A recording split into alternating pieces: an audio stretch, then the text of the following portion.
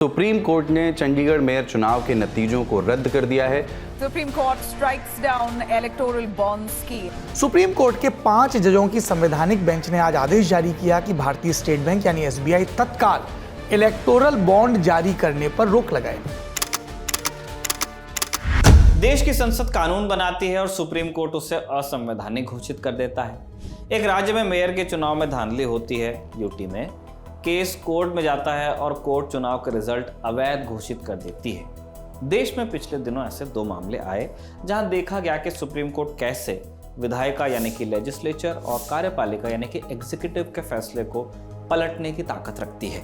ये भारतीय संविधान का वो पहलू है जो system of checks and balances को स्थापित करता है। संवैधानिक भाषा में इसे इसी नाम से जाना जाता है, डॉक्ट्रिन या system of checks and balances, और ये सेपरेशन ऑफ पावर का एक हिस्सा है।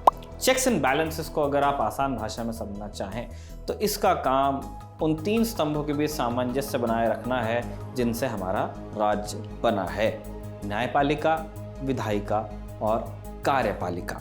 इस वीडियो में आज इसी बात को समझने की हम कोशिश करेंगे कि ये सेपरेशन ऑफ पावर और ये system of checks and balances क्या होता है, कैसे काम करता है। नमस्ते, मैं हूं निखिल और आप देख रहे हैं ललन टॉप। एक शब्द से हम कहानी की शुरुआत करते हैं, ताकत या पावर। इन शब्दों को दोहरा कर पढ़िए और जरा महसूस कीजिए कि इस शब्द को बोलते हुए आपके दिमाग में क्या आता है। राजा आता है, प्राइम मिनिस्टर आता है, नेता आता है, या इंडस्ट्रियलिस्ट या कोई ताकतवर अधिकारी आता है। ताकत का सोर्स कुछ भी हो सकता है, जैसे सत्ता, पैसा, सैन्य शक्ति, लड़ाई झगड़े का आपका हिसाब, या फिर कोई पद। सभी में एक चीज कॉमन है और वो है इस ताकत का इस्तेमाल। लेकिन ताकत का इस्तेमाल तो गलत भी हो सकता है और सही भी हो सकता है। जैसे अगर कोई आईएएस अधिकारी चाहे तो किसी पीड़ित को उसका हक दिलवा सकता है, या फिर घूसखोरी करके गरीबों की जमीन कम दामों पर किसी बिजनेसमैन को दे भी सकता है। दोनों स्थितियां हैं, लेकिन आईएएस के पास तो एक लिमिटेड ही ताकत होती है। उसका ट्रांसफर भी हो सकता है, सस्पेंड हो सकता है।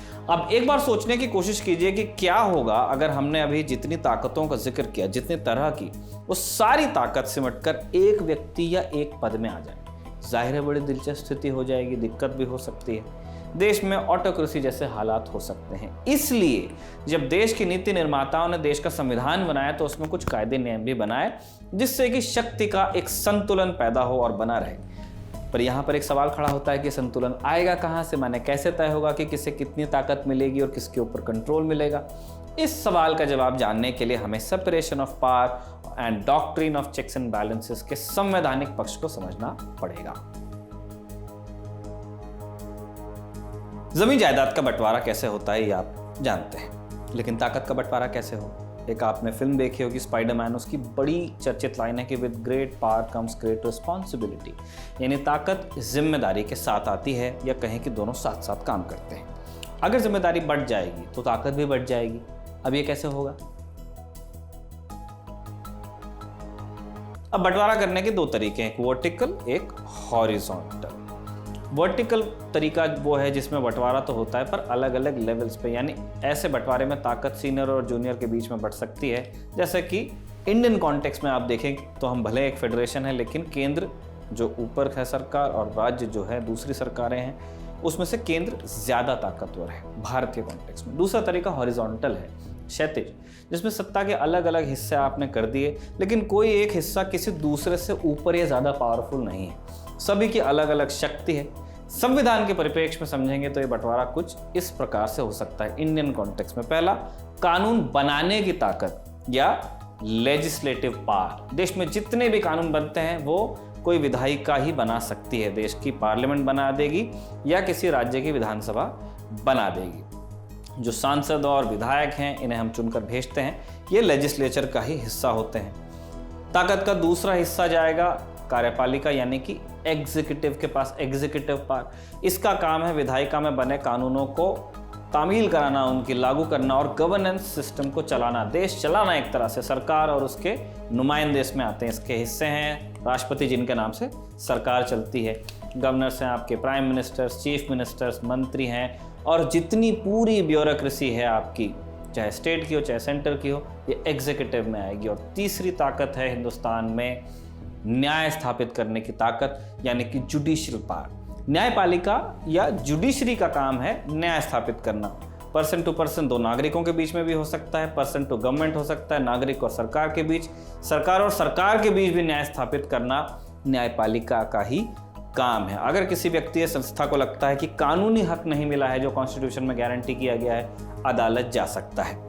और देश में जितनी अदालतें हैं, सुप्रीम कोर्ट से लेकर आपके तमाम हाई कोर्ट्स और लोअर कोर्ट्स, न्यायपालिका का हिस्सा हैं।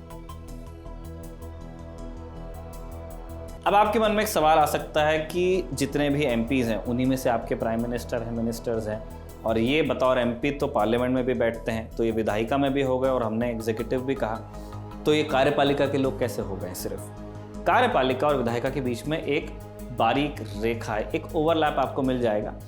आपको एक ट्रिविया हम बता देते हैं। पार्लियामेंट्री सिस्टम यानी जिसे हम अपनी भाषा में संसदीय प्रणाली कहते हैं, इसमें कार्यपालिका के कई लोग विधायिका का हिस्सा हो सकते हैं। क्यों? क्योंकि लोकतांत्रिक व्यवस्था में जनता कार्यपालिका और विधायिका को चुनती है अपने लिए। कार्यपालिका दो तरह की है, इलेक्टेड भी होती है, अपॉइंटेड भी होती है। अपॉइंटेड जो आप परीक्षा दे के IAS कलेक्टर ये सब बनते हैं, अपॉइंटेड हैं। इलेक्टेड कार्यपालिका आपकी वो है जैसे प्राइम मिनिस्टर हैं, एग्जीक्यूटिव का हिस्सा है, लेकिन वो इलेक्ट हुए हैं, जनता ने उन्हें चुना है कि आप काम करेंगे इतने 5 साल। भारत में जनता चुनाव में सिर्फ विधायिका को चुनती है। कैसे? अपने क्षेत्र के MP को देगी वोट या MLA को वोट देगी, ये सब विधायिका का हिस्सा है। अब इसमें से एक व्यक्ति सदन का नेता चुना जाता है। पार्लियामेंट का होगा तो प्राइम मिनिस्टर होगा, विधानसभा का होगा तो चीफ मिनिस्टर बनेगा, लोकसभा का नेता प्रधानमंत्री और विधानसभा का नेता मुख्यमंत्री। इन्हीं MP और MLA में से कुछ मंत्री बन जाएंगे, यानी प्रधानमंत्री, मुख्यमंत्री और अन्य मंत्री ये सब पॉलिटिकल एग्जीक्यूटिव का हिस्सा हैं, पर किसी न किसी सदन के सदस्य भी होते हैं। वहीं दूसरी तरफ राष्ट्रपति देश के एग्जीक्यूटिव हेड हैं, उनके नाम से सरकार चलती है। लेकिन जब कोई बिल संसद से पारित हो जाता है, बिना राष्ट्रपति की मंजूरी के वो बिल कानून नहीं बन सकता, इसलिए राष्ट्रपति भी संसद का ही हिस्सा होते हैं। गवर्नर या राज्यपाल राज्य के एग्जीक्यूटिव हेड होते हैं, लेकिन विधानसभा से पारित बिल बिना उनके हस्ताक्षर के कानून नहीं बनते। इसके बरक्स हालांकि सरकारी अधिकारी और कर्मचारी सिर्फ और सिर्फ एग्जीक्यूटिव का हिस्सा हैं। ये पार्लियामेंट्री जो सिस्टम हमने बताया दुनिया के आपको बहुत मुल्कों में मिलेगा, ब्रिटेन में है, हिंदुस्तान में तो है ही। US में एक दूसरा सिस्टम है। US में जो आप देखते हो वो है प्रेसिडेंशियल सिस्टम, यानी कार्यपालिका और विधायिका बिल्कुल चर्च एंड स्टेट की तरह सेपरेट होते हैं। कैसे? वहाँ प्राइम मिनिस्टर टाइप कुछ नहीं होता है, सिर्फ राष्ट्रपति होते हैं जो डायरेक्ट वोट से चुने जाते हैं, और वहाँ के दोनों सदनों के मेंबर भी जनता सीधे चुनती है। दोनों की शक्तियाँ एकदम अलग अलग हैं, बटी हुई हैं। अब इस ताकत को बांटने से कुछ हद तक ताकत का मिसयूज रुक सकता है, क्योंकि आपने 1/3 इसको दी, 1/3 इसको दी, 1/3 इसको दी। लेकिन किसी भी सिस्टम में हमेशा 2-3 तरह की सेफ्टी रखनी जरूरी है। इस बात का ध्यान हमारे fathers and mothers of constitution जो थे उन्होंने भी रखा, क्योंकि विधायिका, कार्यपालिका और न्यायपालिका ये सब समानांतर काम करते हैं। किसी भी एक की दूसरे पर सोवरेन पावर नहीं है, कोई सर्वोच्च नहीं है। यानी संविधान के निर्माताओं ने किसी भी एक स्तंभ को पूरी पावर नहीं दी या ज्यादा पावर नहीं दी, थोड़ा थोड़ा या 1/3 टू बी स्पेसिफिक, प्रिसाइज सबके पास है। इसी बंटवारे के माध्यम से system of checks and balance को स्थापित किया जाता है और सुनिश्चित किया जाता है। इसे समझिए एक त्रिकोण के उदाहरण से। एक कोने पर लेजिस्लेचर या विधायिका को रखिए, दूसरे पर एग्जीक्यूटिव या कार्यपालिका को रखिए, और तीसरे पर न्यायपालिका या जुडिशरी को। अब इसमें हर एक बाकी दोनों को थोड़ा थोड़ा नियंत्रित करता है। कैसे? इसे हम समझ लेते हैं। सबसे पहले समझिए विधायिका कैसे कार्यपालिका को, उसकी ताकत को सीमित करती है या उस पर एक तरह का नियंत्रण रखती है। कार्यपालिका यानी कि सरकार, प्रधानमंत्री, राष्ट्रपति, मुख्यमंत्री, मिनिस्टर्स। सरकार को सदन में अपना बहुमत सिद्ध करना होता है, यानी सदन के सदस्यों के पास सरकार को जीवन देने की शक्ति होती है। इसके अलावा संविधान के अनुच्छेद 113 ने एक और ताकत लोकसभा को दी है। अगर सरकार को साल भर का खर्च यानी कि बजट बनाना है या किसी एक योजना में पैसा खर्च करना है, तब भी लोकसभा की अनुमति लेनी पड़ेगी। मनी बिल जितने हैं आपको लोकसभा में देना ही देना है। देश के राष्ट्रपति देश के एग्जीक्यूटिव हेड हैं, लेकिन अनुच्छेद 61 के तहत राष्ट्रपति के पद की अवधि खत्म होने से पहले संसद राष्ट्रपति को हटा भी सकती है, और इसे कहते हैं महाभियोग। अंग्रेजी में आप कहते हैं इम्पीचमेंट। इसमें संसद के दोनों सदनों में एक प्रस्ताव पारित करना होता है 2/3 बहुमत के साथ। अगर प्रस्ताव पास हो जाएगा तो राष्ट्रपति को अपना पद छोड़ना होगा। हमने समझ की आसानी के लिए बताया है आपको, इम्पीचमेंट अपने आप में बहुत ही एक टेक्निकल मैथ से चलने वाली चीज़ है। अब आते हैं कि विधायिका न्यायपालिका की ताकतों के साथ कैसे काम करती हैं, वो एक दूसरे को कैसे नियंत्रित करते हैं। सुप्रीम कोर्ट और हाई कोर्ट के जजेस को आप सस्पेंड नहीं कर सकते, इन्हें भी अगर पद से हटाना तो पार्लियामेंट में इम्पीचमेंट का व्यवस्था है, महाभियोग चलाया जा सकता है। हालांकि इस मामले में संविधान ने यह ध्यान रखा है कि विधायिका आसानी से जजेस को नहीं हटा सकती, इसलिए 2/3 बहुमत का नियम है जिसे हासिल करना उतना भी ईजी नहीं होता है। अब आते हैं कार्यपालिका पे, ये कैसे बाकी दोनों को नियंत्रित करती है। न्यायपालिका के नियंत्रण के लिए कार्यपालिका के पास नियुक्ति की ताकत है। अभी एज ऑफ नाउ जो सिस्टम चल रहा है, संविधान का आर्टिकल 124 कहता है कि जजों की नियुक्ति के लिए राष्ट्रपति की मंजूरी जरूरी है, जो कि चेक्स एंड बैलेंस का एक और तरीका है, क्योंकि राष्ट्रपति की मंजूरी दरअसल सरकार की ही मंजूरी हो। अब विधायिका पे आइए। आपको अभी हमने बताया कि कार्यपालिका का काम है कानून बनाना, लेकिन कोई भी बिल तब तक कानून नहीं बनेगा जब तक राष्ट्रपति नहीं मुहर लगाएंगे। राष्ट्रपति के पास वीटो की ताकत होती है, यानी राष्ट्रपति चाहें तो किसी बिल को रोक भी सकते हैं। इसके 3 तरीके हैं, absolute veto, pocket veto, suspensive veto. इन वीटो के बारे में भी बता देता हूं। पॉकेट वीटो यानी कि किसी भी बिल को अपने पास रख लेना और उस पर मुहर न लगाना। इसके पीछे संविधान का एक लूपहोल है। संविधान ने राष्ट्रपति को मुहर लगाने के लिए किसी समय की मियाद में नहीं बांधा कि आपके पास पर्चा आया तो आपको 2 दिन में देना है। नो, राष्ट्रपति जब चाहेंगे या जब चाहेंगी तब तक के वो विचार करेंगी और उसके बाद ही अपने दस्तखत करेंगी या करेंगे। उनके टेन्योर में, पूरे टेन्योर में भी अगर वो बिल अपने पास वो रखे रहते हैं तो वो करने से उनको कोई रोकता नहीं।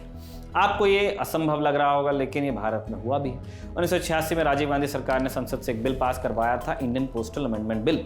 बड़ा कंट्रोवर्शियल था और तब ज्ञानी जैल सिंह राष्ट्रपति होते थे और ज्ञानी जैल सिंह ने अपनी बची हुई पूरे टेन्योर में इस बिल पर मुहर नहीं लगाई।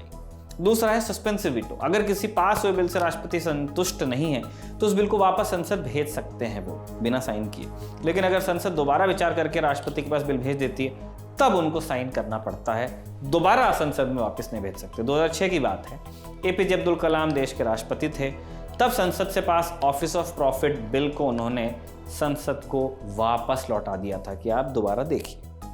एब्सोल्यूट वीटो यानी किसी भी पास हुए बिल को खारिज कर देना, लेकिन राष्ट्रपति ऐसा सिर्फ तभी कर सकते हैं जब प्रधानमंत्री के नेतृत्व में पूरी कैबिनेट उन्हें ऐसा करने के लिए कहे, यानी कि सरकार ही अगर अपने बिल को वापस लेने के लिए कहती है तब प्रेसिडेंट एक ड्यूली पास बिल को वापस बुला सकते हैं।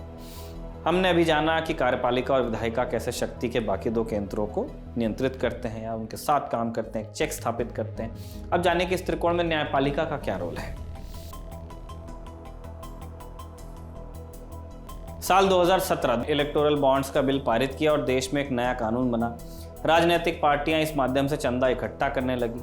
इस बिल को लेकर एक आलोचना लगातार हो रही थी, वो ये कि नागरिकों को इस बात की खबर नहीं लग रही थी कि कौन सी पार्टी को कौन चंदा दे रहा है। सुप्रीम कोर्ट में मामला गया और सुप्रीम कोर्ट ने इलेक्टोरल बॉन्ड्स को असंवैधानिक घोषित कर दिया। इसी प्रकार पिछले दिनों चंडीगढ़ में मेयर का चुनाव हुआ, वोटों की काउंटिंग हुई। वोटों की काउंटिंग रिटर्निंग ऑफिसर ने की। सरकारी अधिकारियों को अलग अलग चुनावों में रिटर्निंग ऑफिसर बनाया जाता है, यानी रिटर्निंग ऑफिसर एग्जीक्यूटिव का हिस्सा है। इस चुनाव में धांधली की शिकायत हुई, मामला सुप्रीम कोर्ट के पास गया और कोर्ट ने चीजों का संज्ञान लिया और रिटर्निंग ऑफिसर की गलती मानते हुए फैसले को पलटा, रिजल्ट को। ये दोनों केस, इलेक्टोरल बॉन्ड्स और चंडीगढ़ इलेक्शन जो था मेयर का, दोनों उदाहरण है कि किस तरह न्यायपालिका चेक्स एंड बैलेंस को बनाए रखती है। विधायिका से कोई कानून बनता है और सुप्रीम कोर्ट की नज़र में संविधान या उसके मूल्यों के खिलाफ जा रहा है तो सुप्रीम कोर्ट उससे अनकॉन्स्टिट्यूशनल बता सकती है।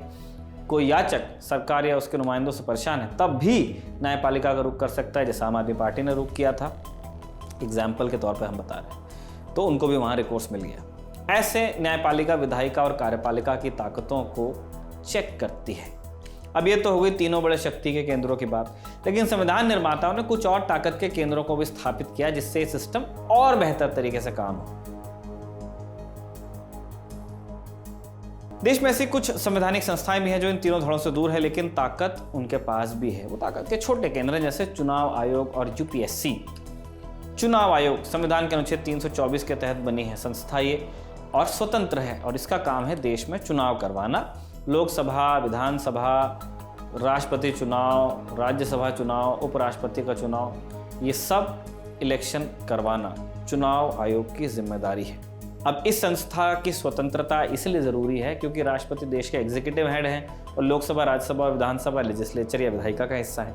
अब 3 में से 2 इलेक्ट हो रहे हैं, तो इन लोगों को तो जिम्मेदारी दे नहीं सकते क्योंकि ये इंटरेस्टेड पार्टीज हैं, उनको खुद ही चुनाव करना है, चुनाव जीत के आना है। अगर उनके हाथ में चुनाव आप दे दोगे तो कैसे होगा? जुडिशरी को अगर देंगे तो पावर का बैलेंस बिगड़ जाएगा कि भाई कौन कौन जा रहा है अंदर, उसी पे इनका रोक लगी हुई है। इसीलिए इन तीनों से एक अलग स्वतंत्र व्यवस्था बनाई गई है चुनाव आयोग कि ये बिल्कुल आउटसाइड पार्टी है, ये लोग इलेक्शन करवाएंगे। आदर्श स्थिति की बात कर रहे हैं। यूपीएससी ये संविधान के अनुच्छेद 315 के तहत भी एक संवैधानिक संस्था है जो स्वतंत्र है। जैसे चुनाव आयोग का काम है कार्यपालिका के कुछ लोग, पॉलिटिकल एग्जीक्यूटिव और पूरी विधायिका का चुनाव करवाना, वैसे ही कार्यपालिका में सरकारी अधिकारी और कुछ कर्मचारियों को रिक्रूट करने का काम यूपीएससी का है, जिससे सत्ता में बैठे लोग सिर्फ अपने ही लोगों को ना भर लें। अब तक हम पूरी तरह समझ चुके हैं कि भारतीय संविधान में चेक्स एंड बैलेंस और सेपरेशन ऑफ पावर किस तरह काम करता है, लेकिन चूंकि सिस्टम इंसानों का बनाया है इसलिए इंसानों की तरह ही इसमें कुछ गलतियां तो हो सकती हैं। इसमें क्या कमियां हैं उसको जानने के लिए हमने बात की एक्सपर्ट से। तो जब लैंड रिफॉर्म्स इम्प्लीमेंट किए जा रहे थे आज़ादी के बाद और 1951 में शंकरी प्रसाद, Sajjan Singh versus state of Rajasthan, इसके बाद में आपका गोलकनाथ, ये 3 मेन केसेस है जिनके बारे में हम केशवानंदा भारती से पहले बात करते हैं। तो जो शंकरी प्रसाद केस है जो कि सबसे पहला केस था, उससे पहले क्या हुआ था कि बिहार हाई कोर्ट ने जो लैंड रिफॉर्म्स को इम्प्लीमेंट करते हुए जो लॉ बनाया गया था उसको इसीलिए स्टक डाउन कर दिया था कि पार्लियामेंट जो है वो अपनी पावर को एक्सीड कर रहा है ये लॉ बना के, क्योंकि उस समय राइट टू प्रॉपर्टी एग्जिस्ट करता था। तो ये आप ये मान के चल सकते हैं कि ये जो पूरा टसल था जो स्टार्ट हुआ, जो कि लास्ट में केशवानंदा भारती पर सेटल हुआ, वो स्टार्ट ही वहां से हुआ था उस केस से। फिर उसके बाद में आपका जो है शंकरी प्रसाद केस है या सज्जन सिंह, गोलकनाथ है, जिसमें गोलकनाथ में जैसे कोर्ट ने कहा, तो उसमें क्या किया, उसमें कोर्ट ने बेसिकली जो है लेजिस्लेचर को कहा कि देखिए आपकी पावर जो है ये हम ये मानते हैं कि कॉन्स्टिट्यूशन को अमेंड करने की पावर आपके पास है by virtue of article 368, but उस पर एक लिमिट है और वो लिमिट ये है कि आप फंडामेंटल राइट नहीं अमेंड कर सकते, पार्ट 3 ऑफ कॉन्स्टिट्यूशन नहीं अमेंड कर सकते, जिसको बाद में केशवानंदा भारती ने जो है पार्टली ओवररूल किया। इसके अलावा अगर हम ये राजनारायण वर्सेस इंदिरा गांधी केस है जिसमें क्या कहा गया था कि जो election to the office of president and election to office of prime minister can not be challenge in a court of law. ये कब हुआ? अगर आप याद करेंगे जिस इंसिडेंट से इमरजेंसी लगाई गई थी वो था आपका जो इलाहाबाद हाई कोर्ट का जजमेंट था। जो इलेक्शन ये आपका ऑफिस ऑफ प्राइम मिनिस्टर का है और जो ये ऑफिस ऑफ प्रेसिडेंट का है, इसको जुडिशियल रिव्यू के दायरे से बाहर रखा जाए कि उसको कोर्ट ऑफ लॉ में चैलेंज ना किया जा सके, ऐसा कॉन्स्टिट्यूशनल अमेंडमेंट पार्लियामेंट से पास कराया गया। जब वो कोर्ट में चैलेंज हुआ तो कोर्ट ने कहा कि देखिए जुडिशियल रिव्यू जो है ना वो एक आपका बेसिक फीचर है। तो उसमें भी कोर्ट ने क्या किया, उसमें भी कोर्ट ने चेक्स एंड बैलेंसेस का पावर को अपना एक्सरसाइज किया। सारे ऐसे इंसिडेंट्स हैं। रिसेंटली एनजेक क्या है, जो एनजेक जो जुडिशियल रिफॉर्म से रिलेटेड जो 2014-15 में एनडीए गवर्नमेंट का एनडीए 1 का एक बड़ा स्टेप था कि वो ये अपना नेशनल जुडिशियल अपॉइंटमेंट कमीशन बनाना चाहते थे कोलिज्म की जगह। तो उसमें एक आपका कॉन्स्टिट्यूशनल अमेंडमेंट था और एक आपका एनजेक एक्ट था। दोनों को कोर्ट ने स्ट्रक डाउन किया। तो उसमें भी तो एक तरीके से पार्लियामेंट की पावर को जो है चेक्स एंड बैलेंसेस पे रखा गया। और ऐसा नहीं है कि केवल पार्लियामेंट ने, इवन सरकार के कुछ जो है ये डिसीजंस, जैसे क्या होता है जनरली कि जो इलेक्टोरल बॉन्ड है इसमें जो फाइनेंस एक्ट में अमेंडमेंट किए गए उसके साथ साथ सरकार की एक पॉलिसी भी थी जिसको स्ट्रक डाउन किया गया है। तो सरकार मतलब एग्जीक्यूटिव और या पार्लियामेंट मतलब लेजिस्लेचर, दोनों के जो है कामों पर चेक रखने के लिए, उनको बैलेंस में रखने के लिए इस तरीके की पावर्स जो है टाइम टू टाइम जुडिशरी के द्वारा। भारतीय इतिहास में चेक्स एंड बैलेंस के कुछ उदाहरण आप और बता दें तो वो भी आप दर्शक सुने। तो इसमें ना 2 व्यूज है। हम स्ट्रिक्ट सेपरेशन ऑफ पावर देखते हैं जो प्रेसिडेंशियल फॉर्म ऑफ गवर्नमेंट है, हालांकि उसमें भी अब काफी डाइल्यूशन हो गया है। जैसे यूएस है, तो यूएस में भी आप कुछ अलग अलग तरीके की चीजें आ गई हैं जिससे उतना स्ट्रिक्ट सेपरेशन ऑफ पावर नहीं रहा है। लेकिन अगर हम पार्लियामेंट्री फॉर्म का बात करें तो पार्लियामेंट्री फॉर्म ऑफ गवर्नमेंट में एक तो सबसे पहली चीज ये है कि लेजिस्लेचर और एग्जीक्यूटिव, सरकार और विधायिका के बीच में बहुत ही थिन लाइन है। जो लोकसभा के मेंबर्स हैं, जो राज्यसभा के मेंबर्स हैं, वही आपके सरकार के पार्ट है, जिसको हम पॉलिटिकल एग्जीक्यूटिव अगर हम और स्पेसिफिक वर्ड यूज करें। और तो ये मेरा रिसर्च एरिया भी है। एंटी डिफेक्शन लॉ के आने के बाद तो जो पार्टीज का कंट्रोल है वो लेजिस्लेचर पर बहुत ज्यादा बढ़ गया है। लेजिस्लेचर पर मींस जो उनकी लेजिस्लेटिव विंग है, एक पॉलिटिकल पार्टी की बेसिकली अगर वो सरकार में है तो दो विंग हम कह सकते हैं। एक वो लोग जो उनके सदनों में है, सदन के मेंबर बन के, सदन के ये मेंबर ऑफ पार्लियामेंट या एमएलए बन के वहां रहते हैं। एक वो लोग जो एक तरीके से सरकार का पार्ट बन जाए, काउंसिल ऑफ मिनिस्टर्स का पार्ट बन जाते हैं, लेकिन वो एक पर्टिकुलर पार्टी को बिलोंग करते हैं। तो वो पार्टी का कंट्रोल क्योंकि दोनों पर है, या हम ये कह सकते हैं कि पार्टी के जो स्ट्रोंग लॉबी है वो एक तरीके से सरकार का पार्ट है, काउंसिल ऑफ मिनिस्टर्स का पार्ट है। तो वो जो ग्रुप है पार्टीज के थ्रू लेजिस्लेचर पर, विधायिका पर ज्यादा कंट्रोल आज की डेट में एक्सरसाइज करता है। तो जो चेक्स एंड बैलेंसेस का सिस्टम है ना, वो स्पेशली एंटी डिफेक्शन लॉ के आने के बाद में बहुत ज्यादा डाइल्यूट हुआ है। ये केवल इंडिया का फिनोमेना नहीं है, ये पार्लियामेंट्री डेमोक्रेसी में जिस में भी एंटी डिफेक्शन लॉ लाया गया है, ये डिफेक्शंस को रोकने के लिए, वहां पर हमने इसी तरीके के सिनेरियोज देखे हैं कि पूरा का पूरा कंट्रोल जो है पार्टीज का या सरकार का लेजिस्लेचर पर हो गया है, जिसमें जो स्कोप है सरकार के कामकाज पर एक तरीके से चेक्स रखने का। क्योंकि अगर आप देखेंगे एक मेन फीचर है पार्लियामेंट्री डेमोक्रेसी का कि लेजिस्लेचर जो है, विधायिका जो है, वो सरकार के काम पर चेक रखती है। स्पेशली अगर इंडिया की बात करें तो जो लोअर हाउस है, मतलब जो लोकसभा है, वो उसको सरकार जो है डायरेक्टली रिस्पॉन्सिबल है। अगर उनके पास वहां पर विश्वास मत नहीं है तो सरकार गिर जाती है। लेकिन क्या है, क्योंकि विप और डिस्क्वालिफिकेशन दो तलवारें लटकती रहती हैं, उसकी वजह से हम ये देखते हैं कि लेजिस्लेचर का जिस तरीके का चेक सरकार के कामकाज पर होना चाहिए वो आज की डेट में नहीं है, डाइल्यूट हो गया है। दूसरा क्या है जो आपने सवाल किया कि देखिए जुडिशियल एक्टिविज्म में और चेक्स एंड बैलेंसेस के सिस्टम में ना बहुत थिन लाइन है आगे। कभी कभी क्या होता है कि जुडिशरी चेक्स एंड बैलेंसेस रखने के अपने मकसद के साथ, अपने अपने एम के साथ कभी कभी उसको एक्सीड कर जाती है और एक तरीके से उस पर्टिकुलर विंग ऑफ ये गवर्नमेंट या उस पर्टिकुलर ब्रांच ऑफ गवर्नमेंट की पावर को असर्व कर लेती है। ये जो बहुत बार ऐसा कुछ करती है जो उसकी डोमेन का था ही नहीं। जैसे एक आपका जो है पॉलिसी फॉर्मेशन हो सकता है, एक हो सकता है कि वो लेजिस्लेचर को ये सजेस्ट करे आपको ये करना चाहिए, ये नहीं करना चाहिए। तो आज के लिए इतना ही। हम उम्मीद करते हैं कि आपको चेक्स एंड बैलेंस और सेपरेशन ऑफ पावर के बारे में आपकी जानकारी में हमें थोड़ा इजाफा किया होगा। अगर हमसे कोई चूक हुई है तो कमेंट बॉक्स में लिख के ज़रूर आप बताइएगा। आपके लिए ये सारी रिसर्च की है हमारे साथी आकाश ने और कैमरे पर इसे आलोक ने रिकॉर्ड किया है। आप देखते रहिए दी ललन टॉक।